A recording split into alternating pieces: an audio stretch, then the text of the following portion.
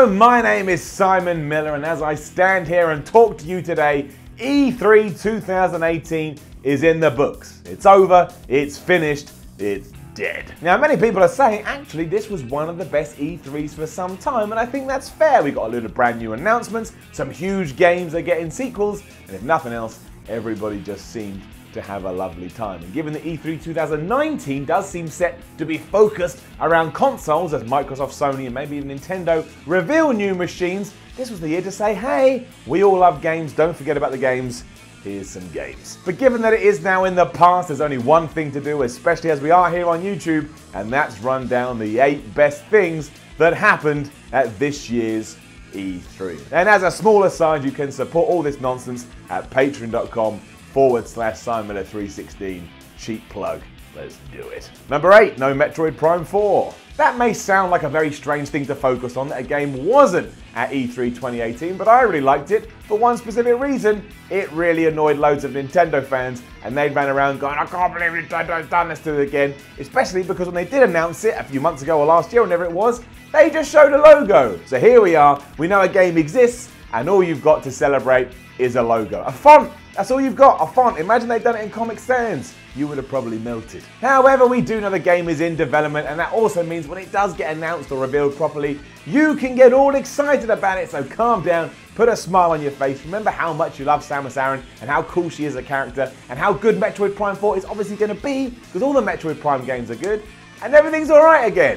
Moving on. Number 7, Cyberpunk 2077. My favourite thing about Cyberpunk 2077 is that as soon as they revealed that trailer at the end of Microsoft's press conference, everybody on Twitter, especially games journalists, went crazy going, this is going to be the best thing I've ever seen. Oh my gosh, I've never seen anything this good. Oh my gosh, can't believe it, can't believe it. Meh. That will obviously come back to haunt them if the game is rubbish, because they judged it and made up their minds based on a trailer, and as we know you shouldn't do that, you're meant to be more balanced. However, it did look very good, and there were plenty of reports from people that had seen it in a behind closed door session that said, oh my gosh, this game could be brilliant, I can't believe it. There was also people moaning because CD Projekt Red are now doing a game in first person and The Witcher was in third person. It's almost like it's a brand new game and they're trying something different and we should celebrate that. But what do I know? Either way, Cyberpunk 2077 is here, and I think it's one of those games that's going to wind everybody up, or at least, be able to trigger them. And I like games that I can trigger people on because it gets them really mad, so look out for that in the future. Number 6, Death Stranding. Another game people are going crazy about.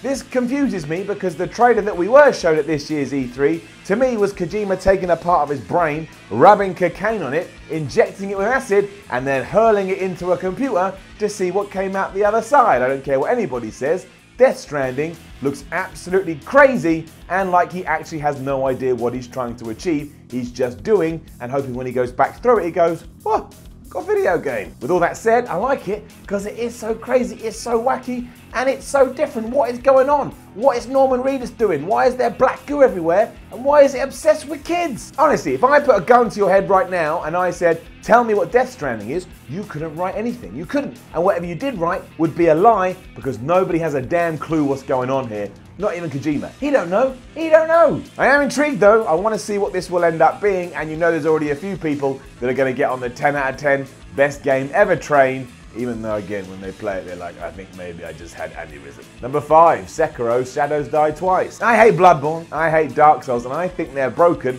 at a fundamental level just so the developer and its fans can all go, well, it's meant to be that way, it's not good enough, so my problem is to try harder, fuck you, you fuck. But this is why I like Sekiro, because these games are always meant to be under the radar, niche, cult classics, games for fans, the fans that love the fans, and their fans, and now is being published by Activision, the publisher that everybody hates because they do Call of Duty and it's successful, and we can't support that. We can't support success. Everything must be failure, doom and gloom. So what are you going to do now? What are you going to do? We've created a situation where you can't go on with your usual rhetoric because you'll be damn hypocrites. Looking forward to this.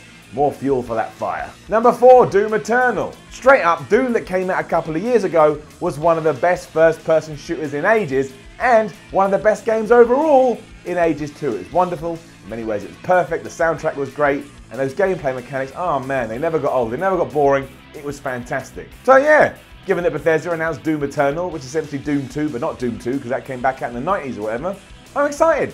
That's it. That's all I've got. Really excited to see what they do. Even if they take the first game and just give me a new environment, and now it's set on Earth, which is fine. That's all I need. That is all I need. What a just fucking great game. No need to swear there. None. That's how pumped I get for Doom. Come on, Doom. Number 3, Ghost of Tsushima. Another weird entry because in the past I've never really warmed to Sucker Punch's games, although I appreciated them. But Ghost of Tsushima looks really good. And when I say really good, I mean really good. That's me underlining it and maybe putting it in italics so you know that I'm serious. Again, we didn't see much here. We got that gameplay trailer, which was about 8 minutes long or whatever. But it looked really cool. I like the Japanese setting. I like all the history they're bringing into it. And also, video games don't really focus on swordplay these days, or if they do, I don't see them. If they get that right, it's going to feel different. It's going to feel wonderful. It looks great. It's a PS4 exclusive. This ticks a lot of boxes. And it looks really ambitious, which means if they do pull it off, it could be one of those things that really stamps its mark and we could have a new series on our hands. And after watching E3 2018, that's kind of what I want. I want new games and I want new experiences. Even if you do take old IP and you twist it a little bit, that's fine. It was a little sequel heavy, which I get is a business. You make your money, I don't care.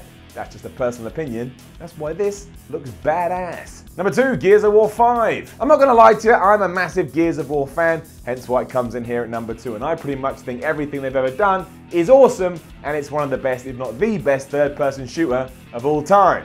However, with Gears 5, I am kind of hoping the Coalition changes it up just a little bit. And that's not me insulting what has come before, I just feel like we got to that time where if you don't give me something new, it's going to start becoming diminishing returns. Ain't nobody want no diminishing returns. I saw Marcus Phoenix in it again, and instantly, that's how I work. I'll play it. You put Marcus Phoenix in the game, and I'll play it. Even if you made a new version of Tetris, and you put Marcus Phoenix in it, I'll play that version of Tetris. But yeah, if we could do something a little bit different here, and spice it up just a tad, I don't think that would be the worst thing in the world. Also, I like the Gears Funko Pops. I like Funko Pops, I like Gears. What's the problem? Also, good troll, Microsoft. I was proud of you. You did that before the Gears 5 reveal. Good stuff. Number 1, all the idiots getting mad about women and gay people in games. Now, if you're a smart and intelligent human being, you know that games don't diversify enough, and really in many ways, they're behind the times. That's why it's good coming out the other end of E3 2018. We had a load of games that focused on women, and we were told that in games like Assassin's Creed, you want to be gay, you can be gay. Just as you can in real life, it's important to represent all walks of life within any form of entertainment, including this one. Of course, we live in a world full of chuffing idiots, and out of the woodwork came these morons that go, I don't want to do women in a video game, I don't want to see gay people in a because they're screwed up as human beings and they have no clue what they're talking about. But these are the people I love to wind up the most, and now I have even more material to prod the bear. Hence why they are my number 1 thing from E3 2018. I'm going to try and piss you off for at least 12 months, starting with this, a Battlefield 5 exclusive for you. You keep going on about how putting women in the game isn't historically realistic. Well, get this. Battlefield 5 ain't real, you jabroni. It's made up. It's all fake. It's just a bunch of lines somebody wrote on a computer and then boom, it looks pretty. Grow up, get a clue, and like, share and subscribe. Leave a comment below. Hopefully you're really mad. You're my favorite people. And again, you can support all this at http://www.patreon.com/Summary316. Link in the description. Just have a good time. Enjoy games.